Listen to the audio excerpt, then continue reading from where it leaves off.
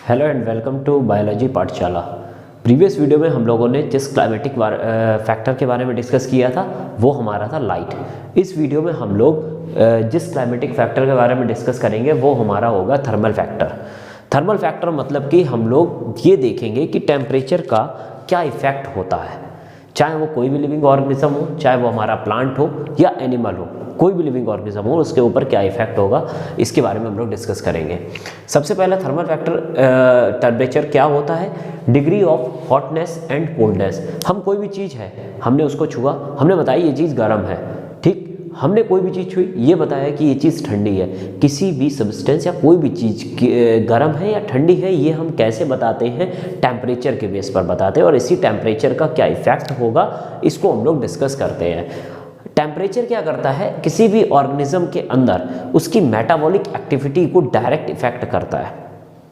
हमारे अंदर जितनी भी मेटाबॉलिक एक्टिविटीज़ होती है उन सबको करने के लिए जो जिम्मेदार होता है वो हमारा होता है एंजाइम।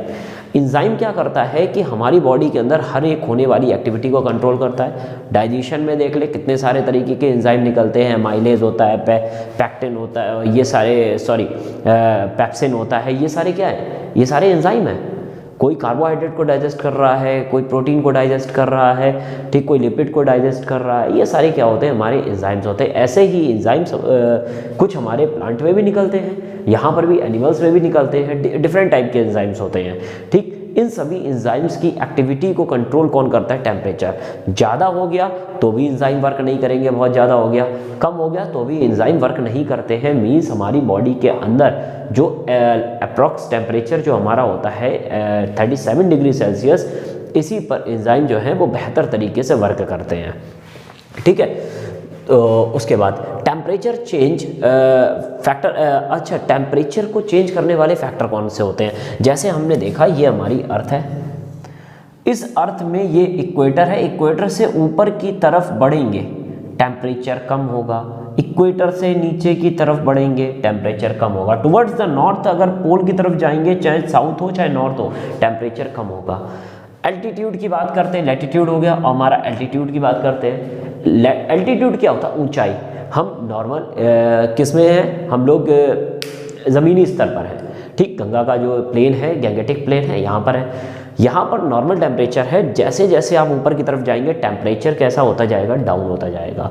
मीन्स हम जब एल्टीट्यूड में बढ़ते हैं, ऊंचाई की तरफ बढ़ते हैं, तो भी टेम्परेचर क्या होता है, डाउन होता है। Topographic vegetation and slope. Slopes क्या होती हैं, जब माउंटेन से नीचे की तरफ बढ़ते हुए जाते हैं तो हम ये भी देखते हैं कि ऊपर साइड अलग वेजिटेशन है, नीचे साइड अलग वेजिटेशंस है, तो वेजिटेशंस में भी हमको डिफरेंस देखने को मिलता है। रीज़न क्या होता है, टेम्परेचर वेरिएशन। टेम्परेचर हर एक वेजिटेशन का अलग अलग होता है, जिस वेरिएशंस के कारण तो हमको वेजिटेशंस भी अलग अलग देखने को मिलती हैं हिली रीजन्स में। बैक्टीरिया एंड साइनोबैक्टीरिया, देखिए यहाँ पर दो एग्जाम्पल लिए हैं, बैक्टीरिया और साइनोबैक्टीरिया। कुछ बैक्टीरियाज और साइनोबैक्टीरियाज ऐसे भी होते हैं जो हमारे कितने टेम्परेचर पर पाए जाते हैं, 100 से ज़्यादा। जैसे आपने बायोटेक में आपने थर्मस एक्वेटिकस पढ़ा था, जिससे एक एंजाइम निकाला जाता है जो हमारा कौन सा है, टैक पॉलीमरेज। तो वो हमारा जो है वो हमारी थर्मल स्प्रिंग में पाया जाता है। थर्मल स्प्रिंग मतलब 100 डिग्री सेल्सियस से जिसका टेम्परेचर ज़्यादा हो। इसका एग्जाम्पल भी हमने देखा था, बार बार मैं आपको याद कराता हूँ ताकि आप इसको लर्न करें। येलो स्टोन नेशनल पार्क से एक बैक्टीरिया निकाला गया था जिसका नाम था थर्मस एक्वेटिकस, जिससे एक एंजाइम बना था टैक पॉलीमरेज, जो सेम था हमारे किसकी तरह, डीएनए पॉलीमरेज की तरह था, ठीक है। तो ये आपको याद रखना होगा, ठीक। तो यहाँ पर कई सारे ऐसे भी होते हैं हमारे। उसके बाद कुछ ऐसे भी होते हैं जो परमाफ्रॉस्ट रीजन पर पाए जाते हैं। परमाफ्रॉस्ट रीजन, परमाफ्रॉस्ट मतलब कि बिल्कुल ऐसी ठंडक जैसे कि -30 से -50 डिग्री सेल्सियस।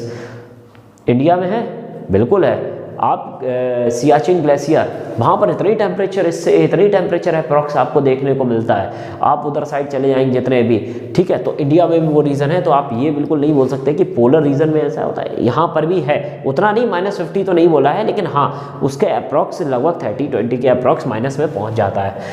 ऑन एनिमल्स, अगर एनिमल्स के केस में देखें, अब हम ये थर्मल इफेक्ट देख रहे हैं, एनिमल के केस में थर्मल इफेक्ट देखेंगे, प्लांट के केस में दोनों अलग अलग हम लोग देखेंगे। एनिमल के केस में रिप्रोडक्शन सबसे मेन जो होता है, रिप्रोडक्शन। अच्छा, अगर मैं कभी आपसे कोई पूछा जाए कि रिप्रोडक्शन मतलब क्या होता है, तो आप बिल्कुल याद रखिएगा, रिप्रोडक्शन, री मतलब दोबारा, प्रोडक्शन मतलब प्रोड्यूस करना, अपने ही जैसा एक ऑर्गेनिज्म प्रोड्यूस करने की कैपेसिटी क्या होती है, रिप्रोडक्शन होती है। कभी भी फर्टिलाइजेशन और रिप्रोडक्शन को, एक फर्टिलाइजेशन एक स्टेज होती है रिप्रोडक्शन की, ठीक। Reproduction, maturation of gonads and spermatogenic. देखिए, स्पर्म का प्रोडक्शन हो चाहे गोनेड्स का मैच्योरेशन हो, दोनों ही चीज़ें जो हैं हमारी किस पर डिपेंड करती हैं, टेम्परेचर पर डिपेंड करती हैं। बोफ्लाई, एक ब्लोफ्लाई है, एक एनिमल है जिसका नाम है कैलियोफोरा। क्या नाम है? कैलीफोरा। कैलीफोरा जैसे जैसे टेम्परेचर बढ़ता है वैसे वैसे नंबर ऑफ एग्स जो हैं वो देती ज़्यादा है, ठीक है। मतलब टेम्परेचर वेरिएशन, टेम्परेचर ज़्यादा, फीमेल जो होती है वो ज़्यादा से ज़्यादा एग्स को देती है। तो ये हमने केस देखा किसमें, रिप्रोडक्शन के केस में देखा। Growth and development, growth and develop, हम देखते हैं कि कुछ एनिमल्स ऐसे भी होते हैं जिनका ग्रोथ और डेवलपमेंट जो है वो टेम्परेचर पर डिपेंड करता है। अगर टेम्परेचर 10 से 20 डिग्री सेल्सियस के बीच में है या थोड़ा सा बढ़ा हुआ भी है तो इनकी बॉडी जो नॉर्मल लेंथ होती है उससे कितनी हो जाती है, 1.5 से कितनी हो जाती है, 10.3 तक हो सकती है इनकी लेंथ। थर्मल टॉलरेंस, थर्मल मतलब टेम्परेचर को टॉलरेट, कई सारे ऐसे एनिमल्स होते हैं जो टेम्परेचर को टॉलरेट ज़्यादा कर सकते हैं, मतलब कि अगर ज़्यादा टेम्परेचर हो गया उसमें भी रह सकते हैं और कम टेम्परेचर हो गया उसमें भी रह सकते हैं। तो इसी बेसिस पर एनिमल को कुछ कैटेगरीज में डिवाइड किया गया है। सबसे पहले आता है यूरेथर्मल्स। क्या आता है? यूरेथर्मल्स। उसके बाद आता है स्टेनोथर्मल्स, उसके बाद मीजोथर्मल्स, उसके बाद माइक्रोथर्मल्स, मेगाथर्मल। यूरेथर्मल मतलब कि ऐसे ऑर्गेनिज्म जो ज़्यादा टेम्परेचर के वेरिएशन में भी अपने आप को सर्वाइव कर सकते हैं, ठीक। कैसे? साइक्लॉप्स, काउ, जोस्टेरा, ये जितने भी एनिमल हैं अगर टेम्परेचर ज़्यादा होगा तो भी अपने आप को सर्वाइव कर सकते हैं, टेम्परेचर कम होगा तो भी अपने आप को जिंदा रह सकते हैं, ठीक है। उसके बाद स्टेनोथर्मल, थोड़ा सा ही ज़्यादा और थोड़ा सा ही कम टेम्परेचर को ही बर्दाश्त कर पाएंगे। प्लांट में मैंगो ले लिया और पाम ले लिया, ठीक है, ये हमारे हो गए स्टेनोथर्मल, ठीक। उसके बाद में मीजोथर्मल जो होते हैं वो ऐसे ऑर्गेनिज्म होते हैं जो ज़्यादा टेम्परेचर हो जाए, ठीक है, अगर ज़्यादा टेम्परेचर हो जाए तो सर्वाइव कर लेंगे, लेकिन अगर कम टेम्परेचर हो जाए तो सब, मतलब कि हाई समर रीजन में भी सर्वाइव कर सकते हैं, हाई विंटर रीजन में भी सर्वाइव कर सकते हैं। हाई का मतलब उतना नहीं जितना बहुत ज़्यादा टॉलरेट, ठीक। माइक्रोथर्मल वो एनिमल होते हैं जो मॉडरेट समर का टेम्परेचर मॉडरेट रहे, ज़्यादा ना हो, लेकिन विंटर अगर लो भी हो जाए तो भी जिंदा रह सकते हैं, ये हमारे होते हैं माइक्रोथर्मल्स। देन आता है high summer. At high summer मतलब कि ऐसे एनिमल्स जो ज़्यादा गर्मी पड़ने पर जिंदा रह सकते हैं, लेकिन अगर उनमें नेक भी टेम्परेचर वेरिएशन के कारण, मतलब अगर टेम्परेचर लो हुआ तो ये सर्वाइव नहीं कर पाते, ऐसे एनिमल्स को हम लोग बोलते हैं मेगाथर्मल्स। तो यूरेथर्मल, स्टेनोथर्मल, मीजोथर्मल, माइक्रोथर्मल एंड मेगाथर्मल, ये आप कैटेगरीज याद रखिए। मोस्टली दो कैटेगरीज होती हैं, यूरेथर्मल्स और स्टेनोथर्मल्स। नेक्स्ट आता है वेरिएशन। एक साइंटिस्ट थे मुलर, इन्होंने दिखाया था कि जो टेम्परेचर होता है, टेम्परेचर जो होता है, ज़्यादा टेम्परेचर ज़्यादा क्रॉसिंग ओवर लेके आता है। मीन्स अगर टेम्परेचर बढ़ा दिया जाता है तो जिस कारण से क्या होता है, चांसेस ऑफ क्रॉसिंग ओवर जो है वो भी बढ़ जाते हैं। अच्छा, ये जो इन्होंने दिखाया था, ये किसमें दिखाया था? Drosophila melanogaster. तो ड्रोसोफिला मेलानोगास्टर में अंदर उन्होंने देखा था कि अगर टेम्परेचर को बढ़ाया जाता है तो क्रॉसिंग ओवर बढ़ेगा, क्रॉसिंग ओवर बढ़ेगा तो वेरिएशंस बढ़ेंगे, ठीक। Next, sex ratio. मैक्रोसाइक्लॉप्स, ये एक एनिमल है मैक्रोसाइक्लॉप्स।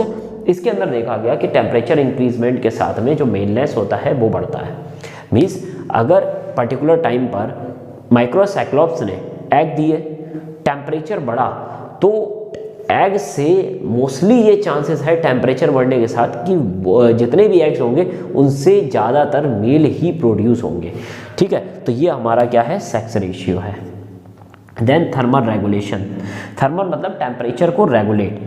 कई सारे एनिमल्स ऐसे होते हैं जो इनसिस्टमेंट की प्रोसेस करते हैं। इनसिस्टमेंट का मतलब क्या होता है? सिस्ट मतलब कवरिंग, अपने आप को एक कवरिंग के अंदर ढक लेना क्या कहलाता है? इनसिस्टमेंट।